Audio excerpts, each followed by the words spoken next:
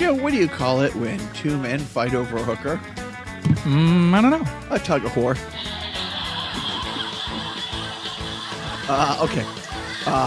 What does it mean if a man remembers the color of a woman's eyes after just one date? What? She has small boobs. See, because she was. And Is that from the Bill Cosby joke book? No, these women were awake. Oh, okay. Hey, I'm Jacques.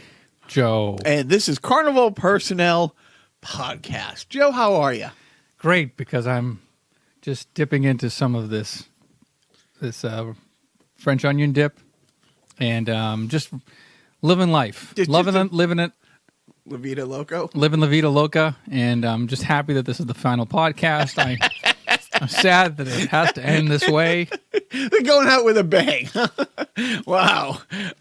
Breaking news. Anyways, so let's get right into it. So Joe, as I walked in here, was telling me you've been watching a Batman marathon. Or no, to be specific, a Joker marathon. What network?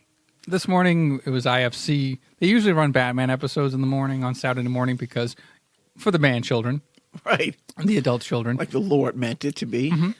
But because of Joker being released this weekend in theaters, they called this the real Joker marathon, where you had Cesar Romero's classic Joker interpretation, the original, the OG Joker.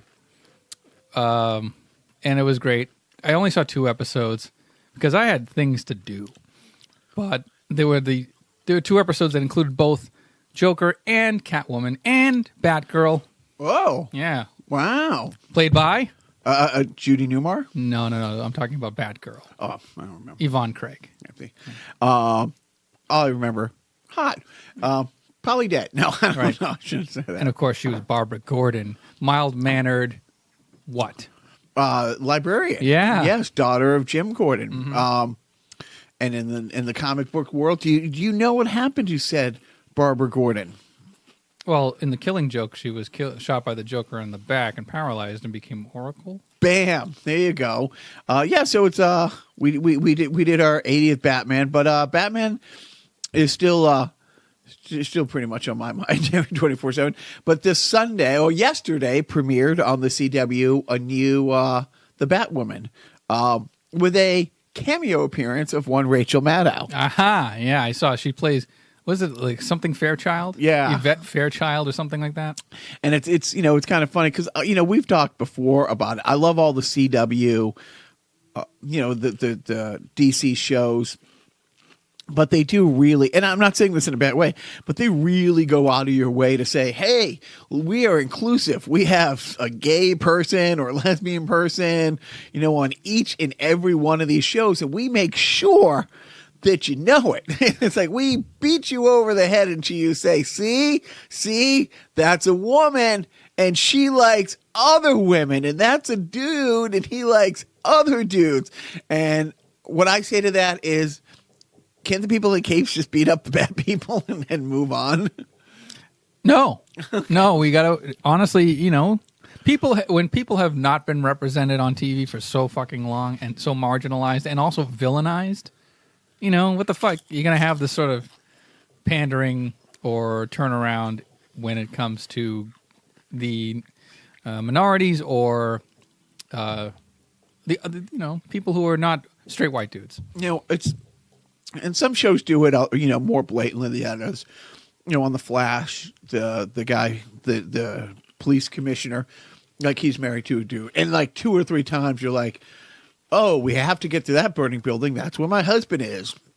And then there's other shows where they just go way out of the way to make it a big plot point and a storyline. Anyway, so Batwoman in the comics is gay. The actress who plays Batwoman, Ruby Rose, is gay and almost fucking killed herself doing a stunt. Right. And then she had to have surgery done, and she videotaped it and put it on the interwebs for people to see. But think about that. No. Right. Well, it's funny because same with Tom Holland when he as Spider-Man. And there's been several times where they've had to pull him back from doing stunts. And even in his audition, he did a backflip, and Yeah, we have people who do that. You know, it's like you're in the costume, no one knows. We got other people to do that. We need you to say the lines. You know. Speaking of Spider-Man, last night I was for some reason craving some old school Spider-Man, but that being the Tobey Maguire Spider-Man. So I watched Spider-Man 2 with my son, the good one, and he knows who he is. And man, there's a lot of breaking glass in that movie. A lot. Like I honestly, I was waiting for Annie Lennox to walk in. That's how there was a lot of breaking glass. But honestly, I thought, in the 2000s, I thought that might be the second best superhero movie of the 2000s. Going into it, coming out of it, I'm like, okay, yeah, maybe. I'm going to maybe push that down to the third best because it kind of doesn't hold up as well as I thought it did. It's really cheesy. Yeah, it's fun. I mean, out of the Spider-Man movies, and then, because the Andrew Garfield ones were universally panned and stuff like that, and where Spider-Man 3 was... experimental at best. Right. It's like, did they bring in a Bollywood director? Because there were three elongated dance scenes. Yeah. And that... Excuse me, I didn't even realize until it was brought to my attention by my son after the movie that there was a deleted scene of Spider-Man 2 where J. Jonah Jameson puts on the spider suit and pretends to sling his web around his office. I'm glad they cut it out, but it was still fun to see. It's fun to see, but in the context, yeah. I mean, those movies, I think 1 and 2 came out pre Batman Begins. And that kind of changed and really... It was pre-Superman Returns. And really raised the bar as far as, what those movies can be and should be. And then, of course, Iron Man comes out in 2008, and it's like... Yeah, that's the second best movie. So you got Dark Knight, Iron Man, then maybe Spider-Man 2 as the top 3 superhero movies of the 2000s. But back to you were talking about just before we turned it on. I'm like, wait, why don't you wait 3 minutes till we hit the mic? You were talking about the story about how the end of season 3 of Batman, the Batman 66, they pretty much were not really trying with the sets and everything. And yeah, I mean, it was like Batman, if done in your imagination. There's a lot of black backgrounds. I mean, it's people who are fans of Batman know that to be the case. But it was just funny to see it, not having seen it in a long time, how they're supposed to be on this island with a lighthouse, and they're outside, and you could clearly tell that they're not outside because the sky has a corner. It's like a dark blue room with a cardboard cutout of what's supposed to be a nighttime view of a city skyline. Very minimalistic at best. But it was just there's a lot of Batman going on with Joker coming out. And then the show gets canceled. Oh, right. 2 weeks later. Oh, right. So the show gets canceled. A couple of weeks later, as they're trying to shop around for maybe another network, they basically run out of time as far as, paying the rent on the space in which they're storing this $800,000 set that they built for the Bat Cave and everything else. And the show's over. They really aren't in production anymore. There's no light at the end of the tunnel for their show, so they have to make room for the next show. It's the 60s, and who gives a fuck? Time is money. Mime is money, as we learned later. And they have to bulldoze the set. 2 weeks later, NBC comes around and says, hey, if you have the sets, we might be interested in taking on Batman. No. And just the thought of those sets, I know you can't keep things around forever, but just imagine knowing now what we know, knowing now how iconic that show is, being on the set imagine operating the bulldozer in 1968. Right.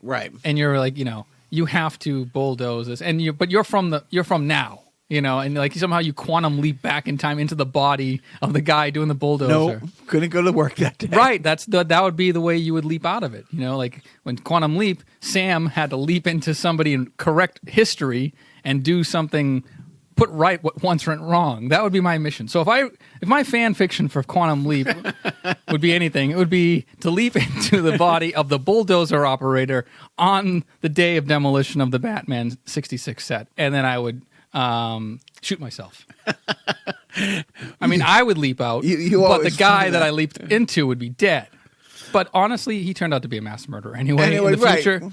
So. Yeah, I'm guessing construction worker in the 60s probably was going to die 3-4 years later anyways if he had lung cancer. That man turned out to be David Berkowitz.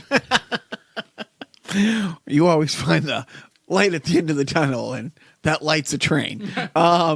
So with that said, I have not seen it, but I do plan on seeing Joker by the time we speak next. So it's going to be a big week for me one way or another. I'm either going to Saudi Arabia on Thursday or not. Still less than a week away. That's the way I live my life too, man. You're preaching to the choir here as far as not knowing whether you're going to be leaving the country for another oppressive regime. And I said another. Another, thank you.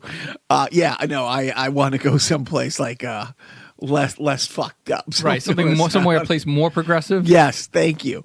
But I do. It's going to be one of those things because it's tough because with the boys, and it's one of those movies the wife wants to watch together, and we get to see each other, maybe 14 minutes every 3 weeks without the boys it's going to have to be one of those things where in the middle of the day, like meet for like an 11 o'clock, matinee and get that in because I'm trying really hard not to hear as much as I can.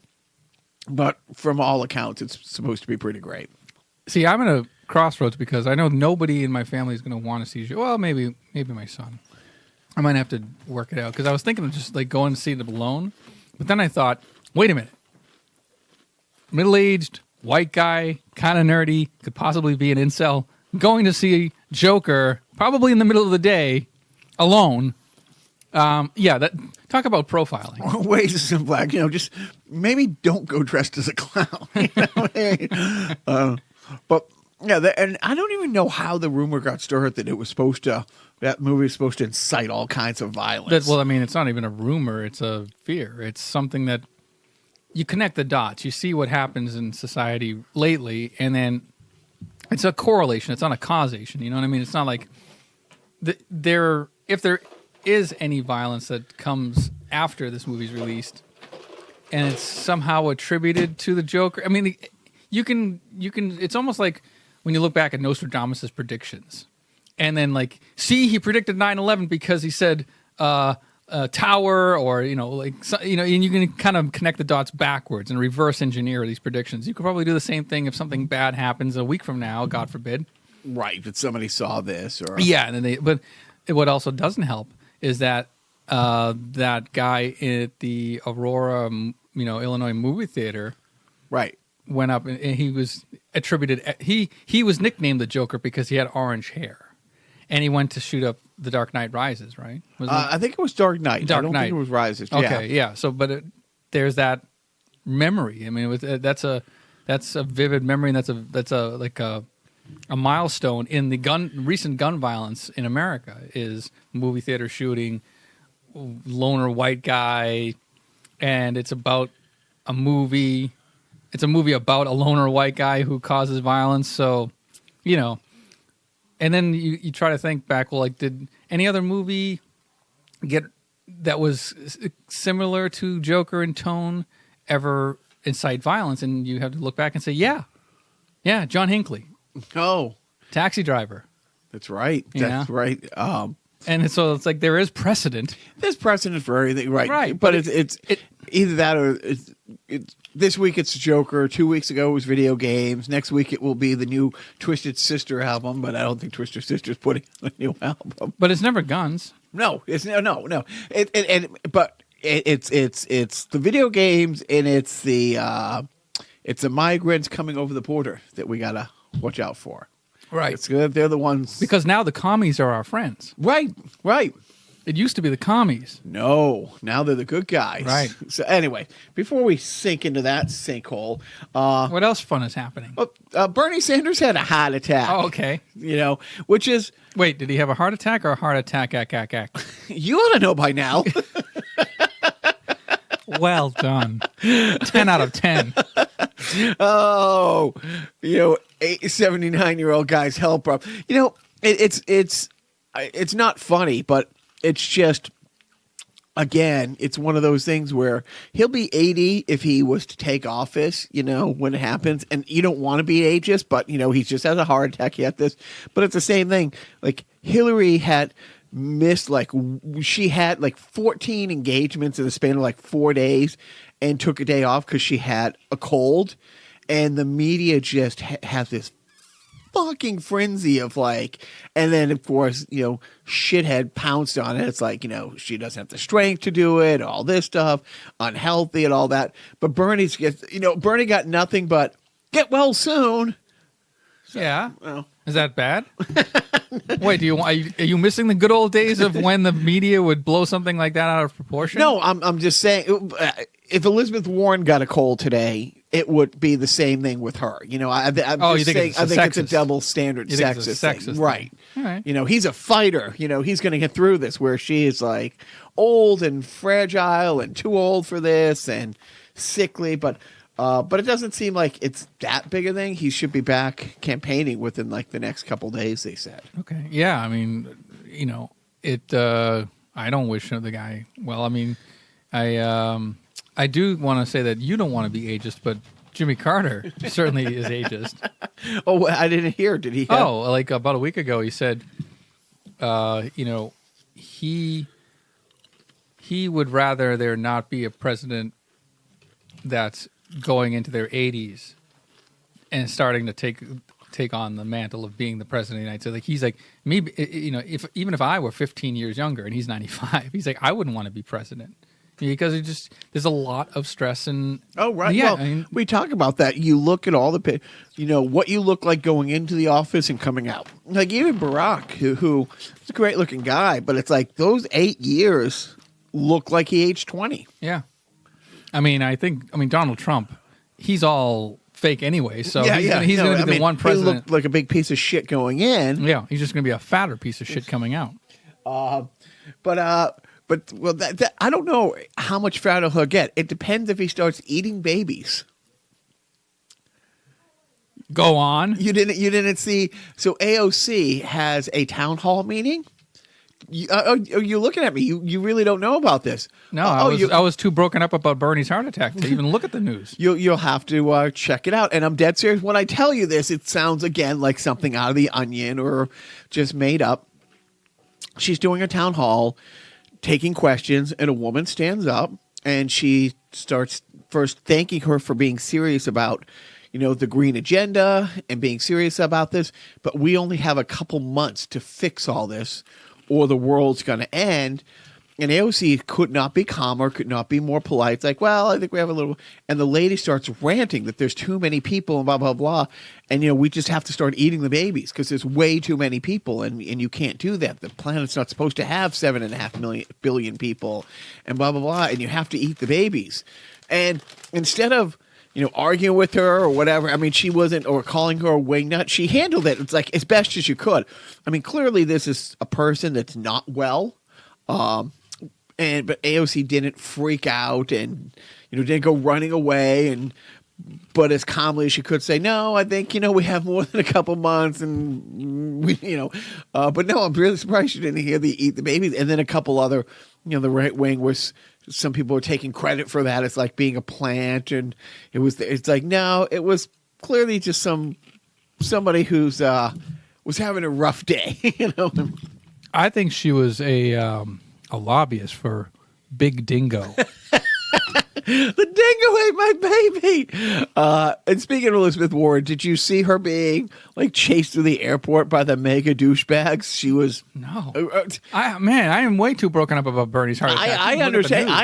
It's nothing. It's she's walking to a gate and about walking into the airport and going to security and about 10 flag waving, megged out, big Trump sign people following, chasing behind her. And I'll be honest, I was really surprised. Security wasn't kind of having a buffer zone. She didn't stop or, she just waved, but they were asking her not to impeach at the same time, yelling how great he is and, all and carrying their signs. And as I'm telling you the story, if I asked you to describe what those people look like, they're exactly what you think those people look like. It's like, but yeah, no, that was an interesting, and there's no right way to handle that. She just kept you can't engage. So she was just okay. I thought there was more to the story. No, but it was just it was a big thing that she was being chased down, and it's not. See, that's the thing. It's not a big thing. The scary thing is you were just talking about the Joker and violence and where this happened. It just surprises me that like a senator like this, that people could get like a group of people could, run up in a cost like that. We had a congressperson get shot at her own thing. Again, we've had a couple of Congress people get shot. Right. Unfortunately, Steve Scalise was, only shot in the leg. Should have been a better shot and got him in the head. That's not a nice thing to say. It's not, but it's also from the Butthole Surfers song Avalanche, which is a great song. But anyways, he gets out of the hospital and says, we need more guns, but Gabby Gifford and stuff like that. Anyways. Yeah.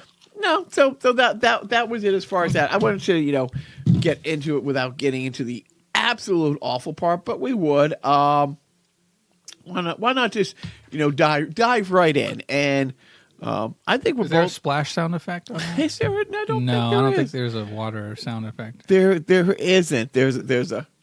That's close. Yeah. So I think we're on the same page. We don't agree with everything. Geraldo Rivera, piece of shit, right? Okay. Yep. Yeah. Okay. He was what's the right way to say this? Like touting Hannity that if Nixon had somebody like you, he wouldn't have been impeached. Huh. Like that's the only thing. Again, so in the last, so Geraldo Rivera was praising Hannity by saying he was building him up by saying if there was somebody like Hannity on the air when Nixon was president, that Nixon would never have been impeached. Correct. It would have never had to. So if take Walter Cronkite out, take Woodward and Bernstein, and put in, Hannity and Laura Ingraham. Right. I mean, but no kidding. I mean, when he said that, you're like, oh my God, he's right. He's 100% right. The crimes that are being committed right now out in the open are so much worse than the Watergate break-in. At least with the Watergate break-in, that was an American break-in to an American person. I mean, here, he's defending, and he's 100% defending, which pretty much will go down as one of the worst weeks in American history as far as open traitor, treason, like stomping of the Constitution. And I'm talking, of course, we talked last week about the whistleblower.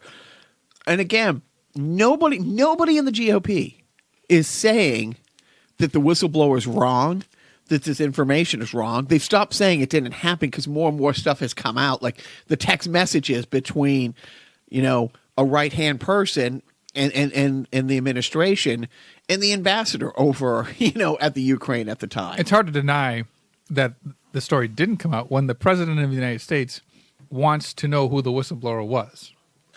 Doesn't want to know, is demanding to know. Like, he's confusing that in a court you get to face your accuser in a trial. Yep. But then again, he's mob bossing it, saying, we used to have a different way of handling this. Again, he loves WikiLeaks. I love WikiLeaks and all that stuff. But when dirt comes out on him, he truly wants the person, and not the whistleblower. He wants Adam Schiff. Adam Schiff? Adam Schiff, tried for treason. And the penalty for treason in this country is death. He's calling for the death of Adam Schiff openly. Mm-hmm. And of course, he was not joking when he said Russia, if you're listening. We've gone over that. And, he's joking. Then the Ukraine thing, it never happened. Then it obviously happened. And now, and it's kind of brilliant because I was listening to a couple people, an interesting take on the now asking China to investigate what he's doing. And investigate Biden. I'm sorry, I didn't say that. But he's normalizing it. He's absolutely making it. It's like, how can it be unconstitutional? How can it be treason? How can it be anything but the normal way of doing business if I'm going on TV saying it? Third time's the charm. You had Russia, you had the Ukraine, now he's actively.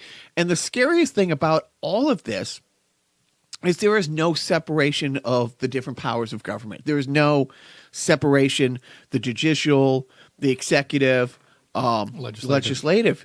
I mean, the Department of Justice is 100% the Gestapo now. I mean, and I wish I was exaggerating. The fact that Barr isn't sending people around the world to investigate the investigators, he is going to Australia. He is going to all these countries.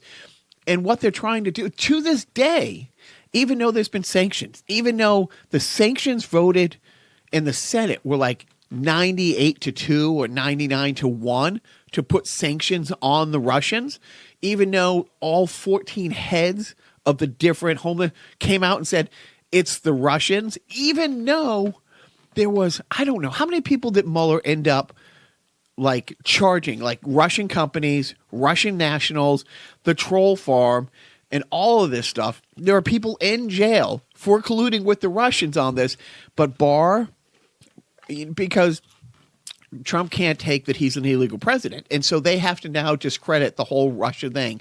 And even now they're spending Joe's hard tax-paying dollars, because I don't pay taxes, but they're out there literally spending our tax money to go around the world and try to strong arm other countries like Australia and stuff like that into saying, oh, it was the Ukraine who were helping Hillary. You know, I mean, but like, again, he only needs 1/3 of the public to be able to believe that it's not him. You know, all he has to do is mess up the waters. And now this week, I don't understand how he's not arrested on the spot for it, because it was made clear that there was no more loopholes about asking foreign countries to get into the election. And one of the great clips that's gone around this week, and Mike Pence cannot get a free ride because in the vice president debate, he was asked about the Russians, and he clearly, it's all over Twitter. People keep taking the 40-second clip of him saying it's 100% illegal for any country to help, to ask for the help. I mean, couldn't be more adamant about it. Now it turns out he was in the room, he was in the know of the Ukraine call and all this stuff. So, you know, the fantasy of them both being impeached and President Nancy Pelosi being sworn in and then recusing herself and naming Hillary as the successor. That is not my point. That's not my fan fiction. I don't know. Neither do I.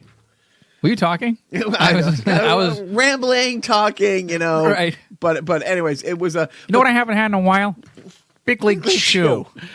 But it is true. The point of the story is Geraldo Rivera is right. Oh, Geraldo Rivera. I forgot we even started with him. I might have to look at my notes. Like, seriously. Are these mics plugged in or am I just yelling to you?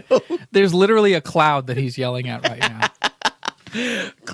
Clown? Cloud. Okay, just want to make sure. No, you are the clown. I really am. Clown Prince. Oh, well, you got some orange wedges.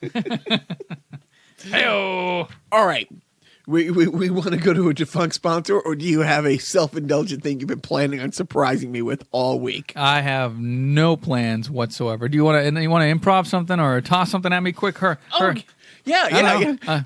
How have you ever done a Don Adams versus Don Knotts rap battle? No. Could you do a freeform rap battle between Don Knotts and Don Adams? And go. All right, stop. Collaborate and listen. ICE is back with a brand new invention. Something grabs a hold of me tightly. Flow like a harpoon, daily and nightly.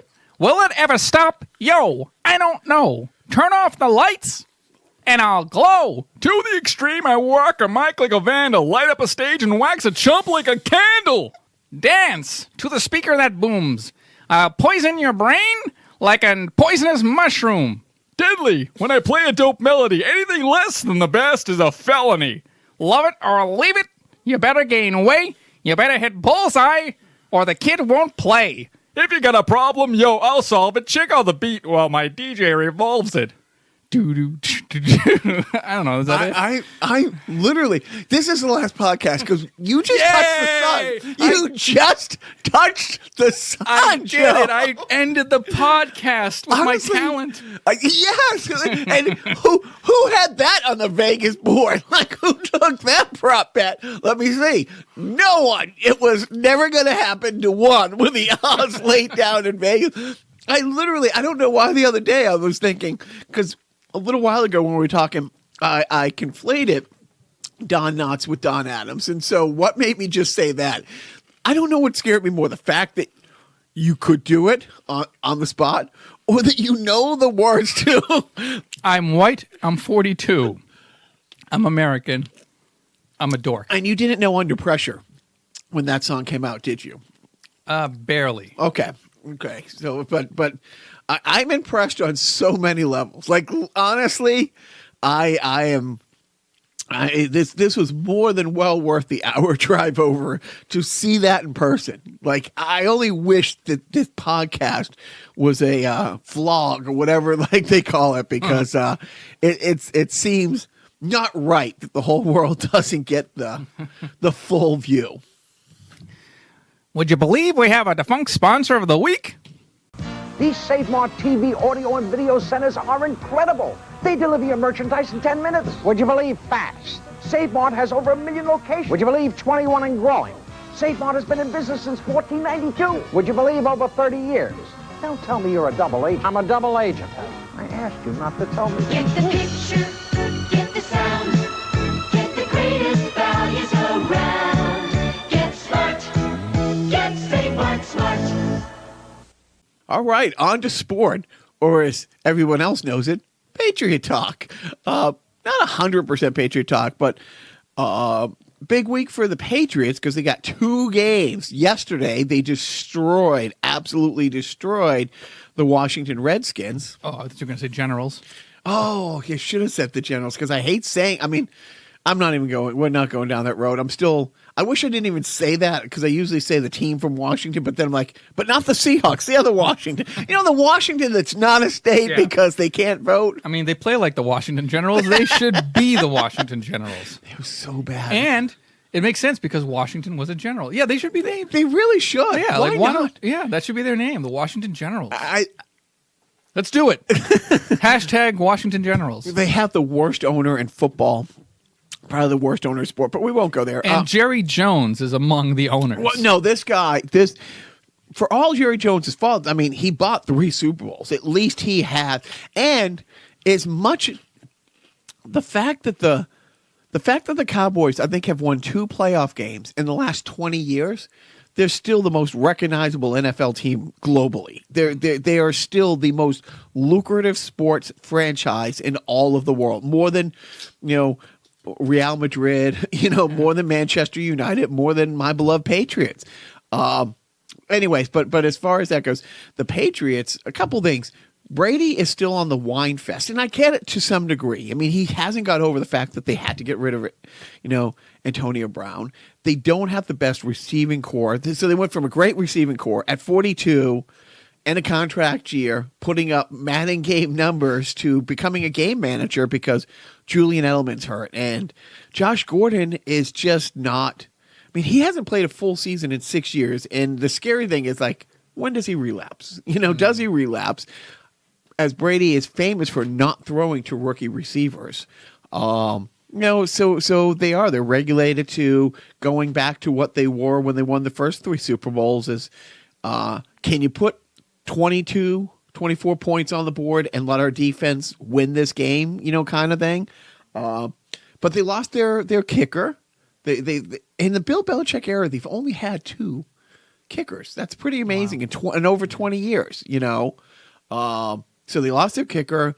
They've lost 3 people on the offensive line. Julius hurt, and they play the Giants on Thursday. So, like 3 days rest, essentially. Yeah, those Thursday night games are brutal. Yeah, the worst. But they got to make.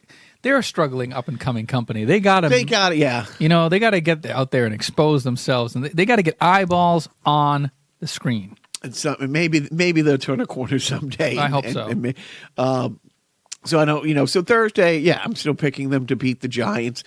Then they get a nice 11 days off, which means I get 11 days off. And I've told management, it's like, hey, Indigenous People Day is a week from today.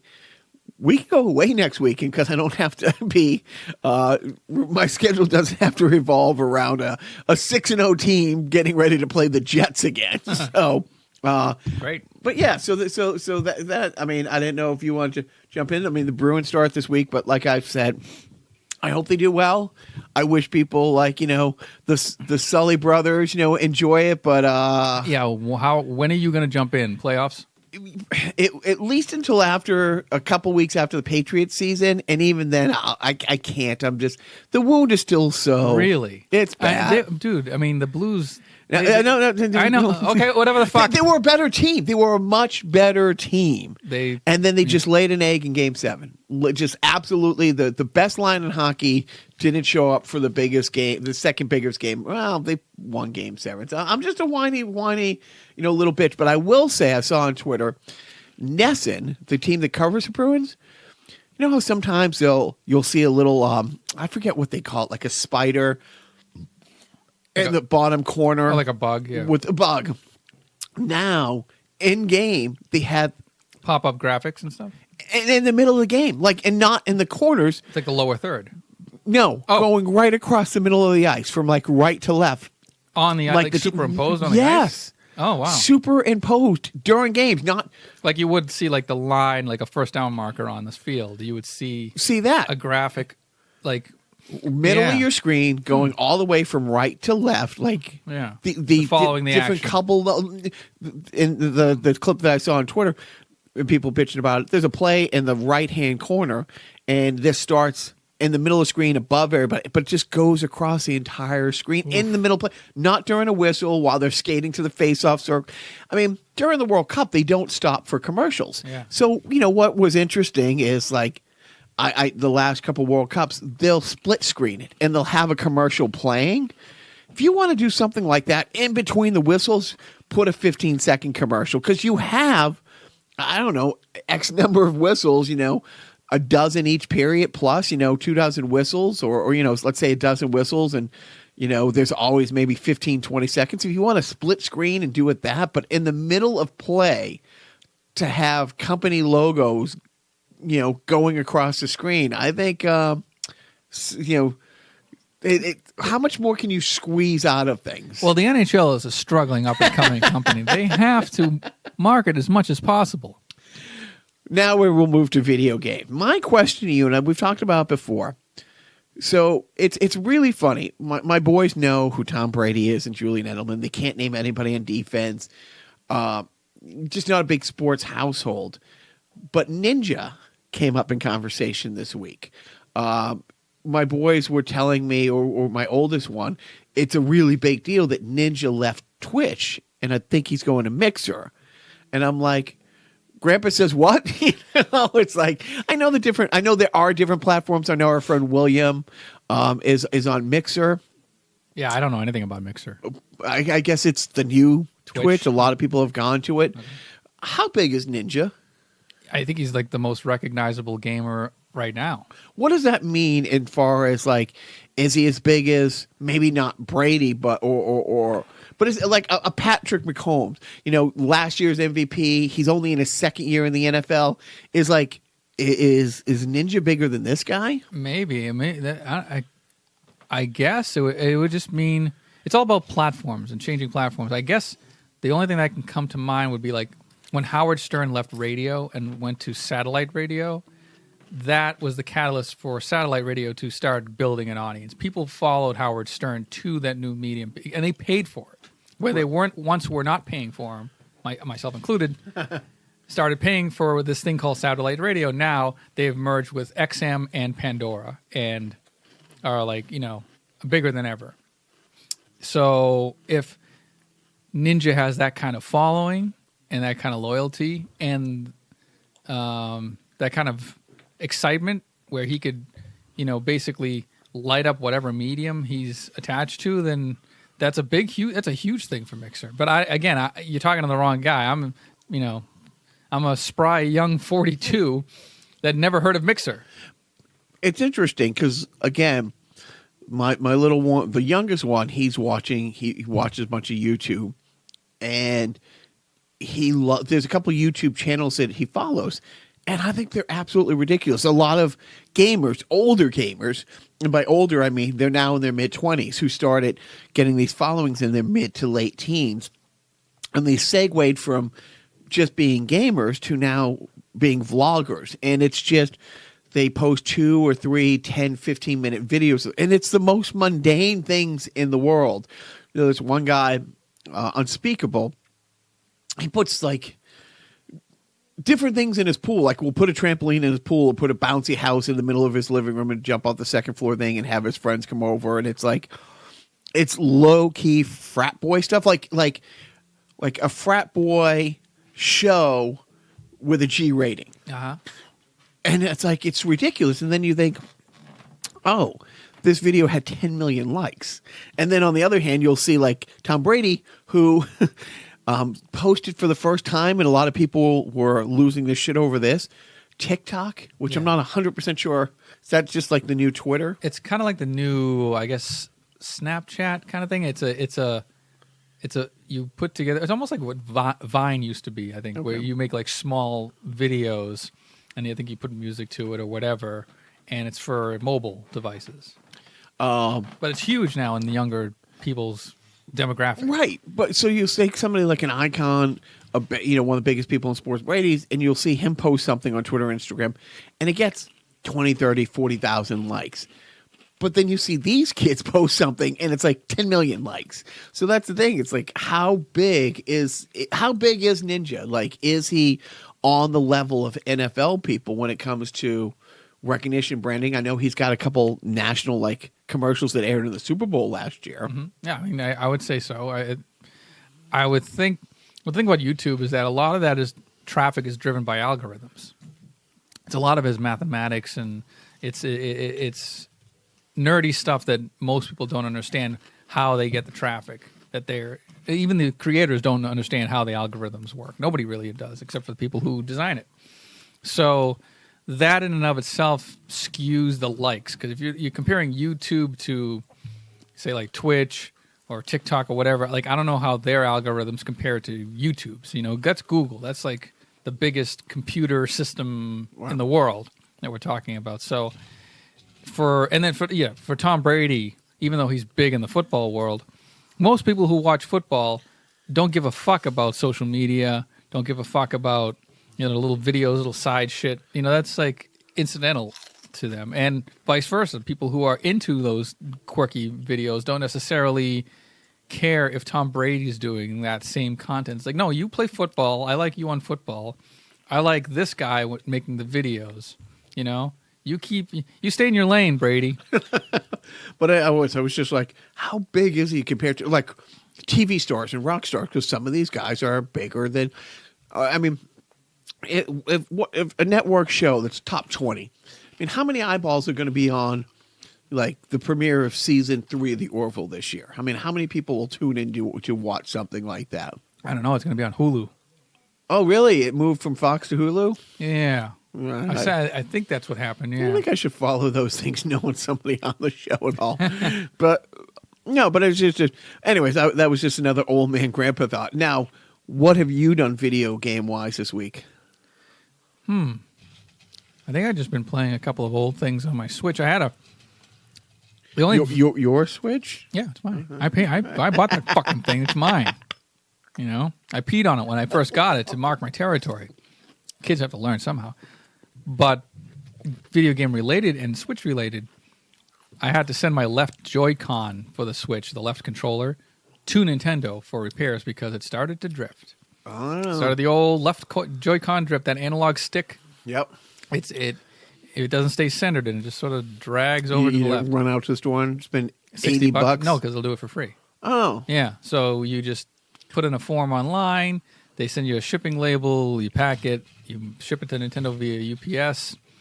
And then a couple of weeks later or whatever, they either send you a new one or a repaired one. What do you think they do? Yeah, does he think somebody actually goes in and repairs them? Or they might. It depends on supply and demand, I guess. They can't necessarily. I don't think they have a like a Indiana Jones warehouse full of left Joy-Cons that they're just gonna throw at people. Yeah, your left Joy-Con's broken. We'll take your old one and toss that in the landfill and give you a new one. I think they'll try to repair it, but who knows? We'll have to wait and see. So right now I have just the what do you call it? The Switch Pro controller, the wireless controller that you use when it's in dock mode, which is great because I don't necessarily use it in handheld mode, but that also means that it's hooked up to the TV in the living room that's usually populated with HGTV and Bones episodes, and but luckily the wife is not at home a lot this week because she's working late at work, or so she tells me. So I'm playing some old school video games. I don't think I haven't bought anything. I talked about the Goose Game last week. That's You fun. did. It's funny. It's a fun. 100% it. Almost. I didn't go back into the time trial, so I haven't touched it since I've quote unquote beaten it. But it was a fine diversion from the dumpster fire that we live in nowadays. So speaking of fun diversions, and speaking of dumpster fires, Jacques going to go over to my video game wall. Yeah, right. He's all discombobulated because we broke. My old table that used to house the podcasting tools that we sit at each week and have sat at for the last 2 years finally gave way. You know, you dig something out of the trash, you think it would last longer. That's America for you. So it broke. Finally, the balsa wood gave way, and somebody blew on it wrong, and it broke. So I had to go down to BJ's and buy one of those folding tables, those 6-foot folding plastic tables. And so now we have the big table in here now. We do. Yeah. So now Jacques' back is to where my TVs are, and I'm facing the TVs, and the video game wall is to my right and Jacques' left. And so Jacques, in all that rambling, went off and pulled a game off my video game shelf, and I'm a little bit closer now. I can see a little bit more, and I think it's an R game. It's not Russian Attack. Man, I cannot see. Is it Road Warriors? Did you pull off I don't know. Is it Starts with a T. Oh, it's a T game. Wow, I am blind as a fucking bat. It's a T game. Is it Tecmo Baseball? Because I can see the label. Oh, you suck. Cheaters never win, Joe. Winners never cheat. Tecmo Baseball. I'm sure it's a fine game. Never? I don't think maybe once years ago, but Tecmo is the game maker who made the classic Tecmo Bowl. Right. Tecmo Baseball, I'm sure, is okay, but I don't think it's not licensed by the MLB. So you're playing the Tokyo Swans or something. Let's see what the professionals have to say about Tecmo Baseball.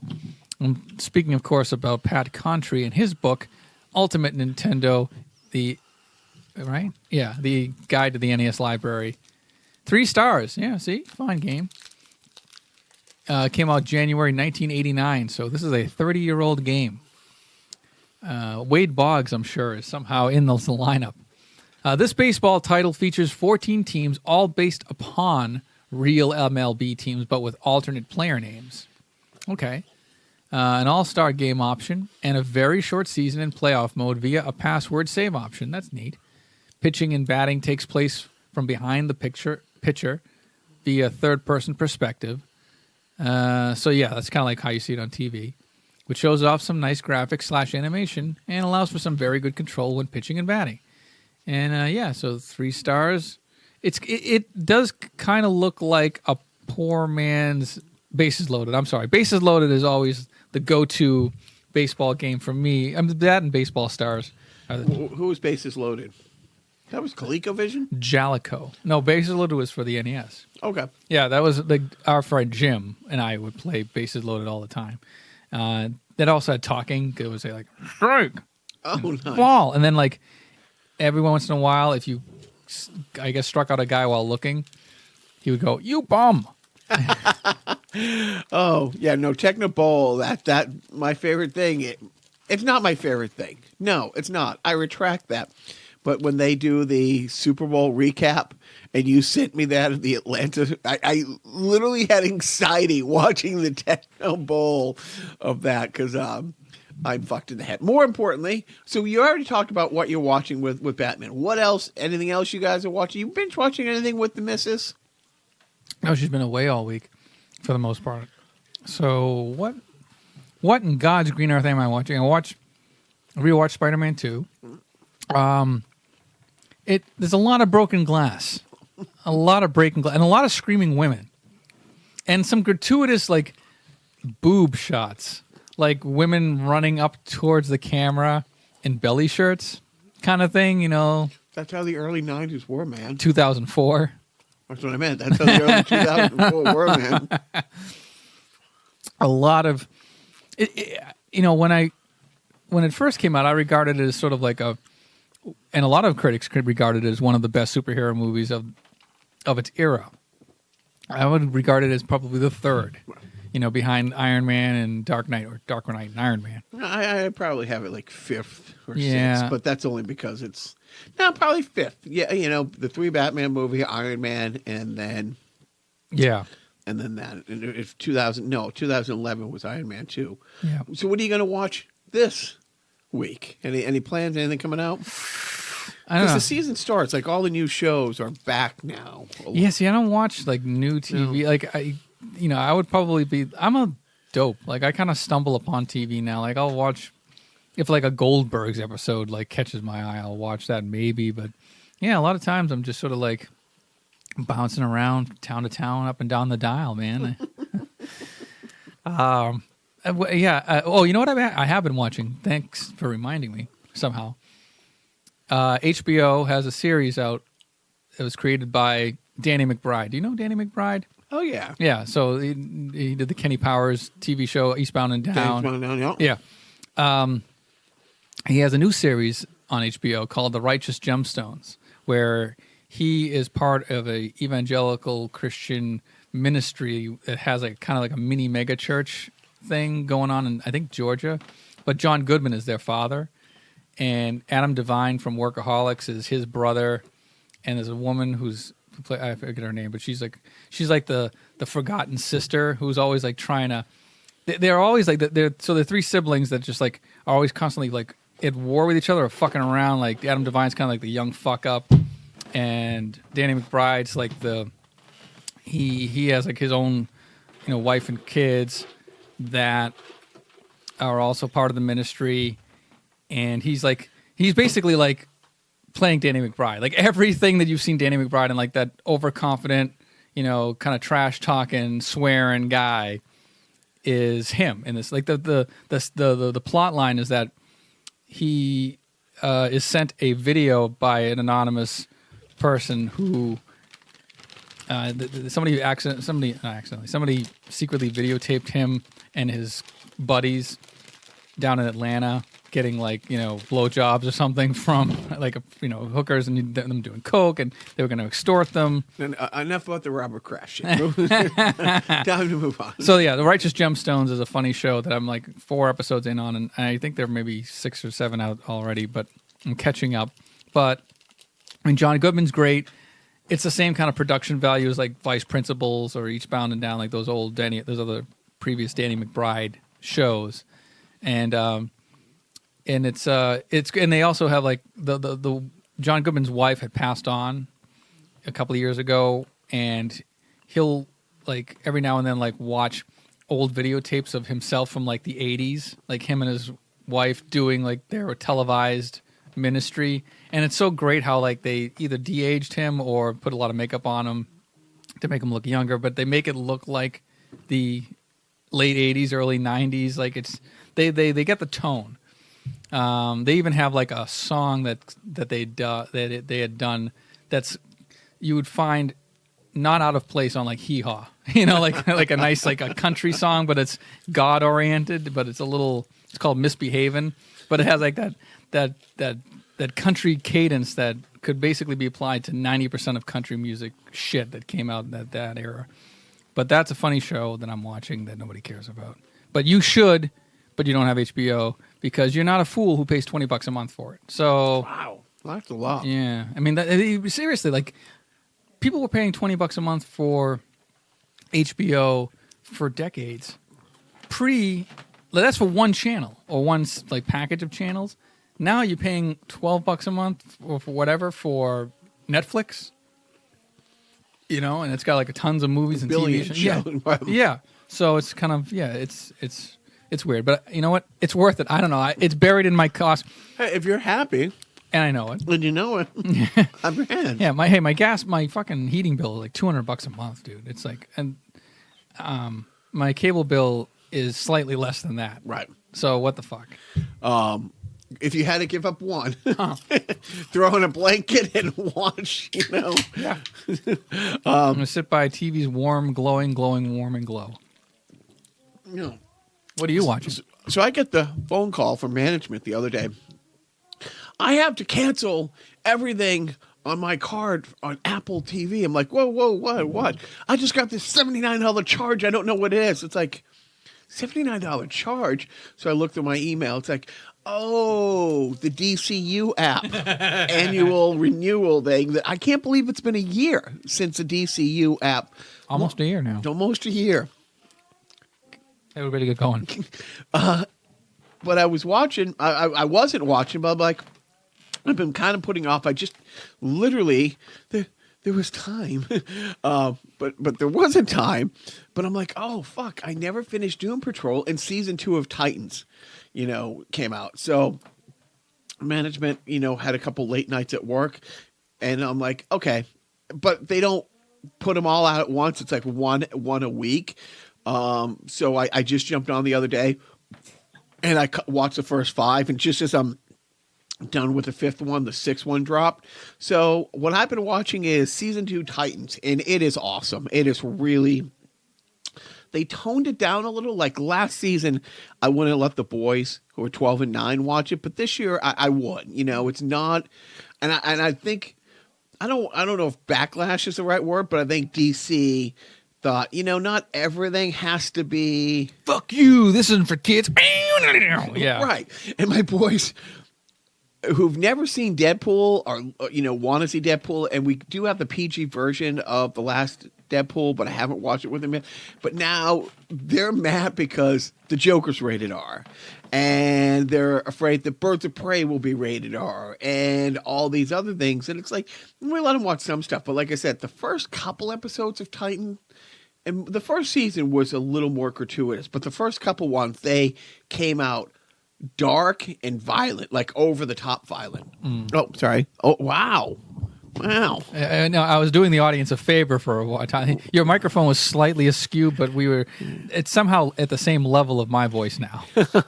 So, wow. Like literally, I can't. Anyways, so that's what I'm watching. I'm watching that, and I'm finishing season 1 of Doom Patrol, which is really, it's interesting. I like it, and I could see why somebody would absolutely love it, and I would see why somebody be like, yeah, it's too much. Like the fourth wall stuff, like the bad guy narrates the entire season. Oh.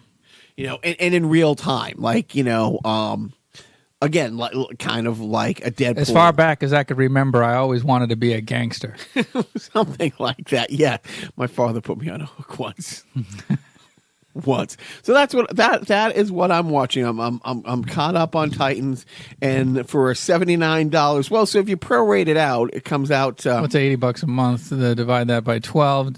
Jacques, I don't have the time. I just don't have the time. But the only reason because you pointed out, we have Amazon Prime, well worth it because of all the things.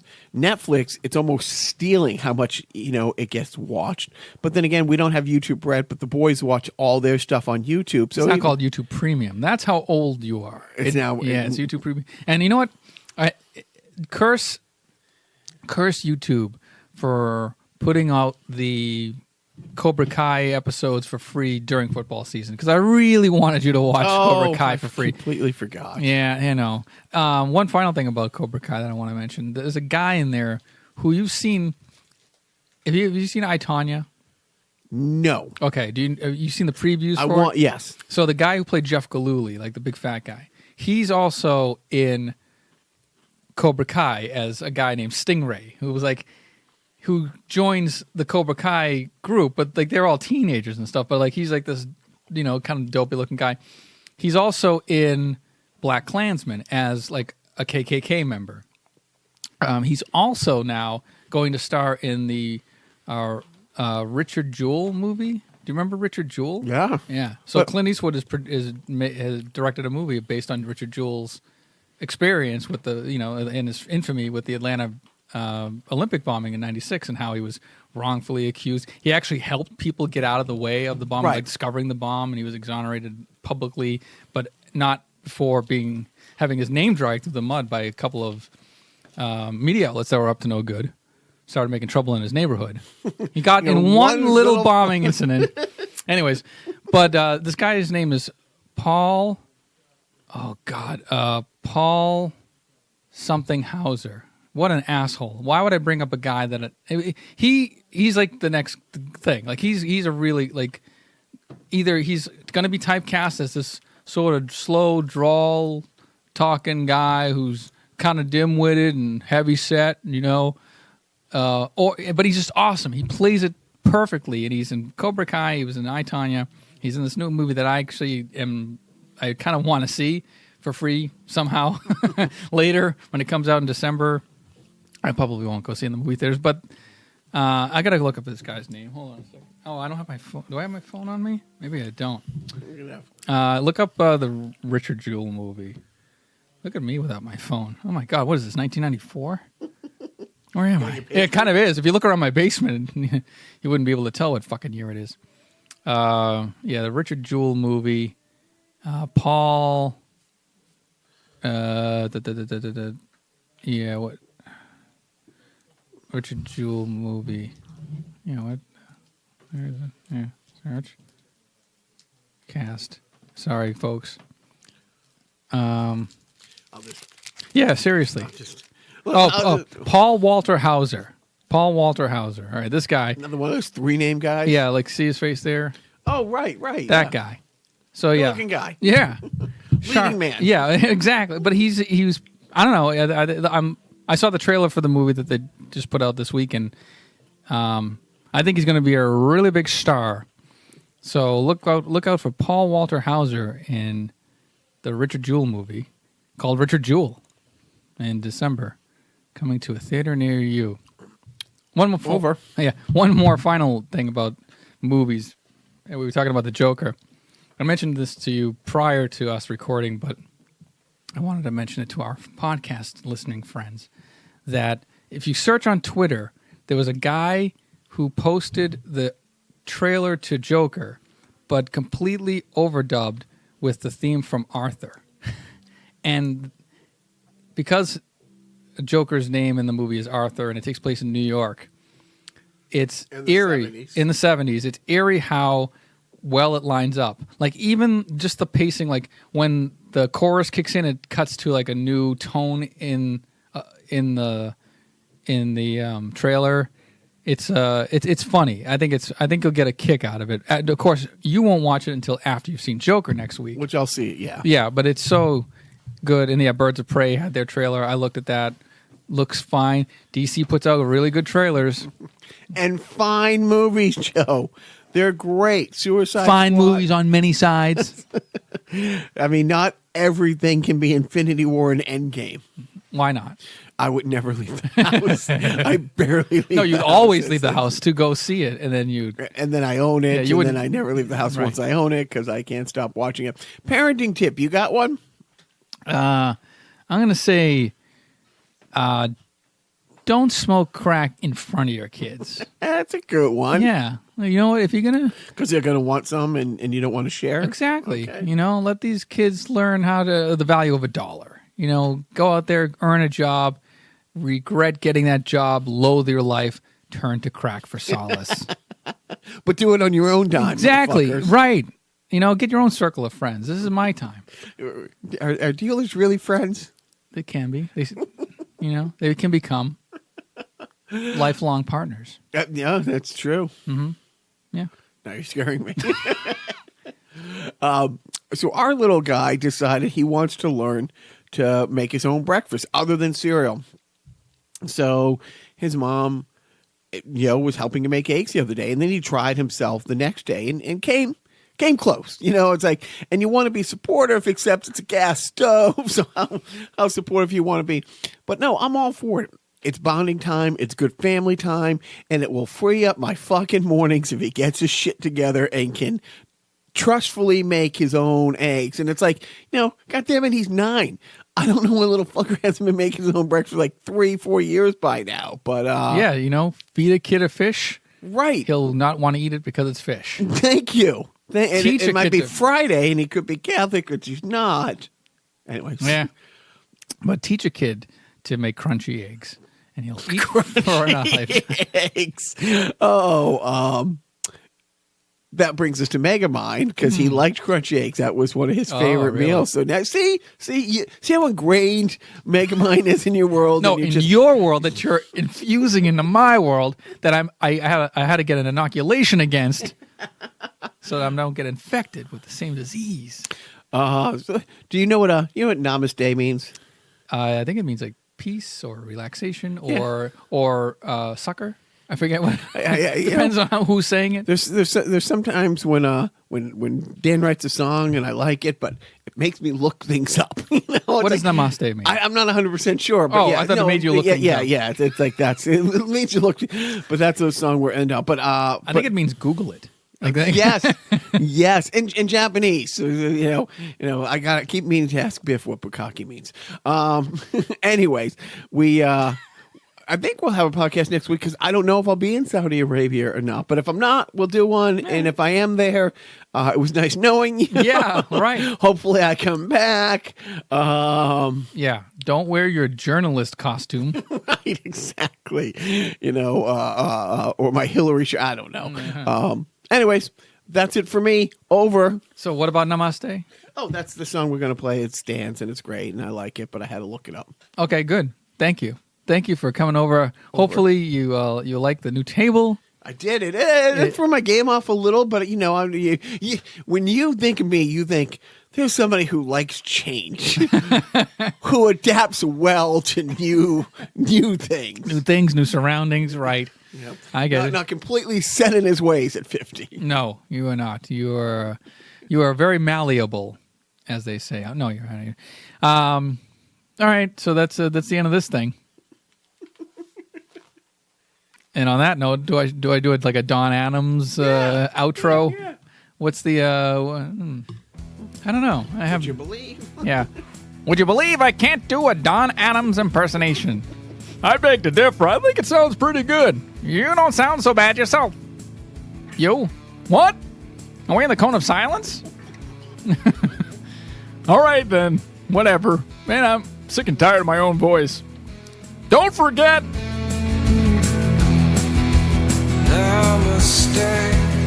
I'm staying